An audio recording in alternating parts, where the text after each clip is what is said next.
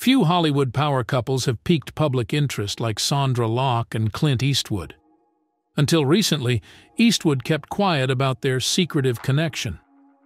Recently, he's giving fans a peek into their private lives. Come along with us as we examine these shocking findings that have stunned followers. Clint Eastwood and Joe Hyams met on the Universal Studios property in 1972 at a party that a mutual acquaintance had planned. There he met Sondra Locke, an actress, and fell in love with her. She shared her perspective on life, having previously tied the knot for monetary and social reasons while maintaining a string of intimate relationships. In October 1975, while shooting The Outlaw Josey Wales in Page, Arizona, Eastwood and Locke chose to live together, which turned their tale around. Locke claimed that Eastwood had brought up the fact that his relationship with Margaret Johnson was struggling before she revealed Eastwood's shocking revelation in her autobiography. He acknowledged to having never been genuinely in love and to having been unfaithful in previous relationships. Locke was profoundly moved and then felt safe in his love when he wrote a song about his feelings for her. She made me monogamous. To escape the heat of shooting The Outlaw Josey, Locke relocated to Sherman Oaks, a Pebble Beach mansion. Once upon a time, Eastwood and Margaret Johnson shared this same house. Even when they broke up, Margaret remained and eventually made it her permanent residence. However, Locke couldn't escape the nagging notion that Maggie would forever own it. Clint Eastwood and Margaret Neville Johnson were married in 1953. After gaining experience as a secretary, Margaret decided to change careers and become a personal trainer. May was the month that their love journey began with a blind date. Their daughter Lori was born in 1994 to Eastwood and Johnson, who had a brief affair. The Seattle couple Clyde and Helen Warren eventually adopted Lori. Reportedly, Eastwood's mistress Maggie Johnson accepted his several relationships while they were married. He has a daughter, Kimber, from one of his relationships with stuntwoman Roxanne Tunis. From 1959 till 1973, Eastwood was in a relationship with Tunis. The year 1984 was the year of Johnson and Eastwood's divorce. During their marriage, Johnson and Eastwood had 2 children, Allison and Kyle. Outside of his marriage, Eastwood had children as well. According to reports, Johnson knew about and even approved of the extramarital encounters. Locke informed Eastwood that his wife had lived in the home before, and the thought of it haunted her. She decided she couldn't live there anymore. They relocated to Bel Air as a result of it. They spent 3 years restoring a rundown house they had bought. While the Rising River Ranch, which Clint Eastwood had acquired from Bing Crosby's estate, was undergoing renovations, the couple split their time between their Tiburon, California, and Sun Valley, Idaho residences. Take a look at Clint Eastwood and Sondra Locke's climb to stardom before we get into their affair and the shocking facts that came out. Clinton Eastwood Jr., whose stage name is Clint Eastwood, was born on May 31, 1930 in San Francisco. Clinton Sr. and Ruth were his parents, while Jean was his younger sister. The family relocated many times around California before finally settling in Piedmont as a result of the Great Depression. Clint completed his secondary education in 1949 after attending schools in Piedmont and Oakland. Following his graduation from high school, Clint worked as a truck driver, logged, baled hay, and even worked in a steel mill. His next stop was Fort Ord in Monterey, California, where he served after enlisting in the United States Army in 1950. He was a swimming instructor there. Clint Eastwood enrolled at Los Angeles City College in 1953, on his way to Los Angeles after he left the military. In his spare time, he worked at a petrol station while he was in school. During this time, Universal Studios took notice of him. Universal Studios gave Eastwood a contract despite his lack of acting experience, captivated by his inherent charisma. 2 1955 films, Revenge of the Creature and Francis in the Navy, gave him his acting debut. But in 1958, Clint Eastwood's life took a dramatic turn when he landed the main role in the hit TV western Rawhide. Sandra Louise Smith came into this world on May 28, 1944, to parents Raymond Smith and Pauline Bain. Raymond was a military man from New York City, and Pauline was a pencil factory worker from Huntsville, Alabama. Prior to her birth, her parents divorced. In 1948, Sandra's mother changed her last name to Locke after her second marriage. This changed the course of Sandra's life. From the time she was 16 years old, she had to take on many adult duties, such as owning a vehicle, working part-time, and even having her own phone. Despite her upbringing in a Baptist household, she eventually stopped attending services. Sandra changed her first name to Sondra in her 20s so she wouldn't be nicknamed Sandy. She was a social and intellectual star when she was a senior at Shelbyville High School in Tennessee. She worked her way up the promotional ladder at Nashville's WSMV after college and dabbled in modeling for the Tennessean newspaper. Sondra was unattractive to the popular boys at school despite her charisma. According to the people who lived there, her first love affair was with a carpenter's son named Fred Thomas Jones. By 1963, Locke had severed relations with her relatives. She didn't think it was worthwhile to maintain superficial connections. She had no idea who her biological father was. She skipped her mom's funeral in 1997 and her stepdad's in 2007 because she didn't feel like going. Gordon Anderson was fingered by Donald Locke's stepbrother as the cause of the family dissolution. Anderson got married to Locke after being her closest friend. According to Donald, Anderson had a major impact on Locke. Locke held many positions. While working as a secretarial assistant for a real estate firm, she also managed accounts for Tyson Foods. She was a resident of the popular Gallatin town of Southwater Apartments. She saw an old photo of herself having fun in the snow at some point. She began to fantasize about a career in acting. Locke had an audition for a role in a 1967 film adaptation of a novel by Carson McCullers. Many Southern and New York actresses competed with her. Actor Alan Aaron was in the film.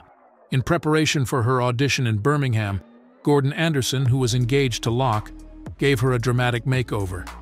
He really altered her appearance. To give the impression that she was younger and less experienced, he flattened her bust, thinned her eyebrows, and altered her hairstyle, cosmetics, and clothing. When asked her actual age, Locke said she was 6 years younger. Throughout her career, and even when she was publicly visible, she maintained this deception. The person responsible for casting, Marin Doty, felt that Locke was a suitable match for the part after he tried out in both New Orleans and Manhattan. Production on the film wrapped up in the autumn of the year 1967. After starring in the critically acclaimed The Heart is a Lonely Hunter, the actress began working on many film projects at once. Her film credits include Cover Me Babe, co-starring Robert Forster, The Seducers, Reflections of Fear, co-starring Robert Shaw, and the unforgettable horror flick Willard. She then transitioned to television, appearing on hit series like Kung Fu and Planet of the Apes, becoming a dynamic and enduring figure on television. The impact of her connection with Clint Eastwood on her life and career was significant. The 1976 classic western The Outlaw Josie Wales was the first project in which they worked together. Not only did their friendship change her course of events, but it also put a stop to her professional career. While filming 1997's The Gauntlet, in which they co-starred, Eastwood and Locke's romance became well known. Because Eastwood was married to Johnson and Locke was married to Anderson, this caused quite a commotion. While living together, Locke confided in Eastwood about the pain her intrauterine device, IUD, caused her whenever they were sexually intimate. He was adamant that she take it off. Locke was hesitant to start using birth control pills at first because she thought the dangers were too great. She finally saw a doctor, who instructed her in the art of menstrual cycle monitoring. Locke had to have 2 abortions in the late 1970s, even though this isn't necessarily the most reliable approach. She found the second one very challenging. She felt the kid would have been extraordinary, with traits from both her and her boyfriend, and she now regretted the choice. Margaret Johnson strongly despised Locke, even though they never really met. The regulations that Locke had put in place severely restricted the time that Johnson could spend with the kids. Johnson remembered seeing a baby deer on her visit to Clint's land. After that visit, Locke made it clear that she was no longer welcome on the property, and forbade her from making any more phone calls. After Margaret Johnson realized that Locke no longer cared about her, she made the difficult decision to terminate their marriage. By the year's end of 1978, Margaret had figured out that Clint Eastwood's connection with her was unique. She decided to get a divorce from Eastwood officially once she learned he was more dedicated to Locke. She did this by hiring a lawyer. It wasn't until May 18, 1984, that Margaret and Clint formally filed for divorce despite the fact that they were separated. On November 19th, the divorce was formalized. Between $25 and $30 million was the size of Margaret's windfall. Anderson was Anderson's spouse, and Sondra was against the divorce. Anderson has 2 careers under his belt, sculptor and actor. He and his partner, John McKee, resided in a home in West Hollywood, and he was homosexual. The home belonged to Clint Eastwood. Locke claims that she and Anderson were only married for pragmatic reasons, and that they never had sexual intercourse. Locke told me, "I genuinely believe that Clint and I did not require a legal document to confirm our mutual commitment." Clint Eastwood and Sondra Locke worked together on several films after their reunion in The Gauntlet. These included Every Which Way But Loose, Bronco Billy, Any Which Way You Can, and Sudden Impact. According to Fritz Maines, a former associate of Eastwood's, Eastwood was very committed to Locke from 1976 until at least 1980. While Eastwood was with Locke, she had covert maintenance relationships with other women, including Tunis. If what Maines says is true, Eastwood's affection for Locke was boundless and constant. As a result of Locke's decision to remain married to Anderson after Eastwood's divorce from Johnson, their relationship with Johnson deteriorated. Locke said that she would have ended her relationship with Anderson if Eastwood had consented to couples therapy, but he turned down the offer. Clint returned to his previous pattern of womanizing despite his professed love for Locke. Surely Locke was worthy of all his affection. According to McGilligan, a biographer, Clint Eastwood's habit of extramarital relationships resurfaced in the early 1980s. Someone he purportedly met at his restaurant, the Hog's Breath Jasmine Reeves, became his love partner, and he also had affairs with narrative analyst Megan Rose, actor Jamie Rose, animal rights activist Jane Brolin, and others. The Star tabloid released an exposé story in 1990 that exposed Eastwood's connection with Reeves. During their 14-year romance, it is when she learned the truth. While they were still single, Locke and Eastwood owned 4 homes, including an Idaho vacation house and the Rising River Ranch near Castle, and resided in 7 others. So then, it transpired. The relationship between Clint Eastwood and Sondra Locke, which lasted for 14 years, terminated in a painful split in April 1989. Their 10-year court struggle followed their breakup. A legal action was begun by Locke. In her legal complaint, she detailed how she was forcibly removed from their house after he changed the locks and moved her possessions to a storage unit without her knowledge, while she was shooting her second directorial movie, Impulse. She then sued him for palimony. Eastwood was accused of violating a contract and causing her mental pain in her complaint. They had a home in Bel Air and some land in the Hollywood Hills, and Locke wanted to keep it. She also revealed in her statement that she underwent tubal ligation, 2 abortions, and other medical procedures related to the court issue. Initially referring to Locke as a roommate, Eastwood later downplayed the intimacy of their connection throughout the trial. Immediately realizing his mistake, he changed his description to that of a part-time roommate. Clint Eastwood recently confided in Bill Brown, editor of the local newspaper and a golfing partner of Eastwood's, that Sondra was his soulmate, notwithstanding their public feuds.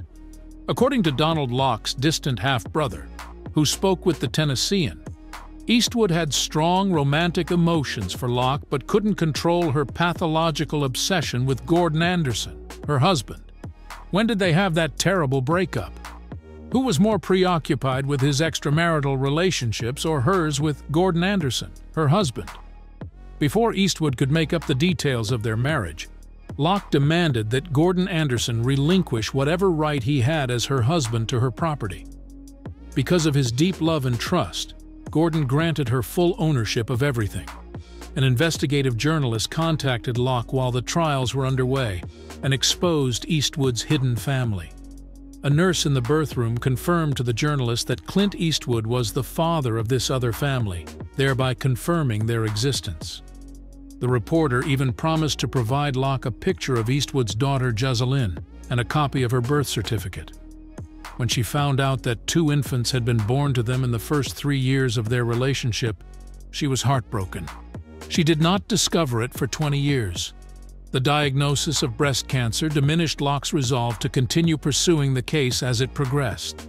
She settled with Eastwood for a lump amount plus monthly payments and a $1.5 million directing contract with Warner Brothers in November 1990 by withdrawing her complaint.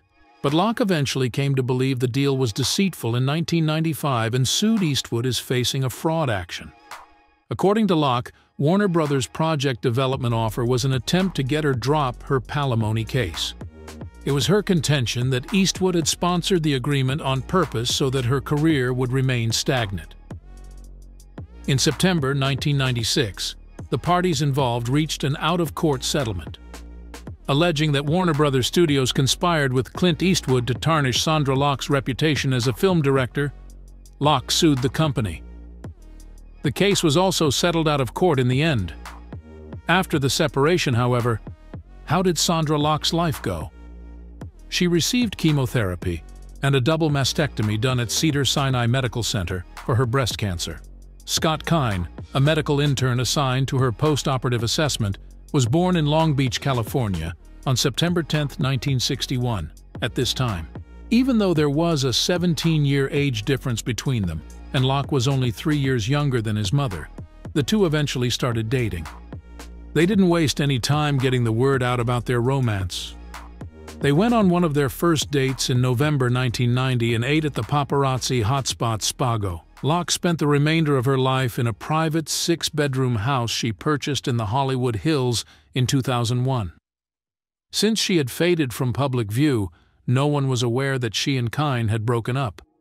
On the other hand, Clint Eastwood had a blast when they broke up. Eastwood dated Barbara Strand for a short time after breaking up with Locke. In the same year, he dated White Hunter Blackheart co-star Marissa Berenson, Mayor Jean Grace of Carmel, actress Dana Crowley, and model Barbara Minty, who was just widowed by Steve McQueen. While filming Pink Cadillac in 1988, Clint Eastwood met actress Frances Fisher, and the two went on to have a long-term romance. For the first 2 years of their relationship, they kept it under wraps, enjoying one other's company without being exclusive. Nonetheless, by the end of 1990, they had gone public with their romance. Unforgiven was released on August 7, 1993, the same day that Eastwood and Frances Fisher had a daughter, Francesca. Notably, Eastwood has never before attended the birth of a kid of his own. But he didn't want her pregnancy to derail his Oscar campaign, so he told Fisher to keep it a secret until the last 3 months. The pair could have married under the law, but they choose not to. A 39-year-old lady from Kent, Washington, had looked into Eastwood's adoption and found out he was the biological father around a month before he and his wife's kid was born. The actor Clint Eastwood chose not to comment on the claims.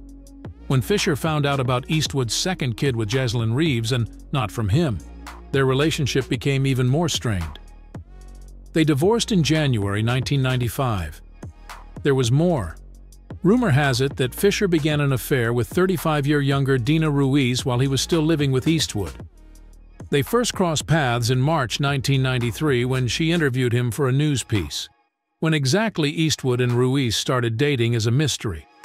Despite keeping quiet about his breakup with Fisher, Eastwood went to 2 big golf events in February 1995 with Ruiz. The 31st of March was the wedding day for Clint Eastwood and his companion. As a surprise to his spouse, Eastwood arranged the ceremony in a private residence on Las Vegas's Shadow Creek golf course. Despite having a number of long-term partnerships throughout his life, this marriage stands out as Eastwood's second formal union. The news that Dina Eastwood and her husband had been living separately became public knowledge around the end of August 2013. After rethinking her desire for a formal separation, she went ahead and started the divorce process a few months later. It was said that irreconcilable disagreements were the cause of the divorce. Following their breakup, Eastwood has been seen with 41-year younger photographer Erica Tomlinson Fisher and 33-year younger restaurant waitress Christina Sandera. During the 87th Academy Awards in February 2015, Eastwood and Sandera made their relationship announcement to the public. Except for Sondra Locke, Eastwood has a history of partnerships that resulted in children. His reasons for desiring no offspring with Sondra Locke remain a mystery to this day. Every once in a while, the purported offspring of Eastwood appear on the internet. Those closest to Clint think he may have further secret families. The first publication to acknowledge Laurie's existence, the 1999 UK issue of Clint: The Life and Legend, was the first to withhold her identifying facts. She didn't formally introduce herself to the media until the December 2018 premiere of The Mule, when she posed for pictures. Leslie Marley was born on February 13, 1959, and is thought to be the daughter of Bob Marley's mother, Rosina Mary Glenn, according to some sources, including a website that was made by his cousin Steve in 2006, but is no longer online. Claims that Clint Eastwood has offspring from outside his known family have kept him silent. Speculation on the number of children and their mothers surrounds the degree to which he is known to be a parent. The indie director Jake C. Young has been the subject of speculation about a potential link to the renowned actor Clint Eastwood in recent years, thanks to their strong resemblance. This led to speculation over Eastwood's possible familial links to Young and his unrecognized offspring. Despite this, Young has said nothing in response to these claims and has not gone public with her relationship status with Eastwood. In a 1997 interview with 60 Minutes, Croft wanted to know how many children Eastwood had. "I have a few," was Eastwood's vague remark. Unfortunately, Locke was having a rough time of it. In 2015, Locke's cancer returned and had progressed to her bones despite having gone 25 years without any apparent signs. Heart problems brought on by breast and bone cancer ultimately took Locke's life on November 3, 2018, at her Los Angeles home. She was 74 years old. The news of Locke's death did not spread until December 13th. The Los Angeles County Department of Public Health was cited by Radar Online as the source of this information, which was made public on the day of Clint Eastwood's The Mule national premiere. Even though it's been 6 weeks since Locke passed away, no one seems to know why her death was kept secret. No one was able to get in touch with Eastwood. Also refusing to comment on her passing was a representative for Locke. Basic facts were originally inaccessible due to the extreme secrecy surrounding the issue. Nothing was divulged, not even a report of the first survivors. Locke's death was little reported in the news, with the exception of an hour-long segment on ABC's World News Tonight. Despite their social media activity, Eastwood and Locke's former associates, colleagues, and family chose to keep mute on the subject. Co-stars Ted Neely, Cicely Tyson, Richard Dreyfuss, Sally Kellerman, and Louis Anderson all chose to stay quiet about it. The Academy Awards in memoriam portion did not mention her passing. The recently found death certificate for Locke indicates that she passed away on November 3, 2018. After Locke was cremated, her ashes were dispersed at sea. According to her death certificate, she was born in Shelbyville, Tennessee on May 28, 1944. Locke has made an unforgettable impact on Hollywood as an accomplished actor, director, and writer. Viewers all across the globe still gush over her films and TV shows. Aspiring artists worldwide may take heart from Locke's tenacity and dedication to her profession, which she displayed despite the hardship she endured. Those lucky enough to have known and loved Locke will always have her in their hearts, even as the entertainment world mourns the passing of a shining light. Regarding Locke's death, Clint Eastwood has been mum and has not made any public statements. Those closest to him, however, think that despite their troubled history, her death has touched him profoundly.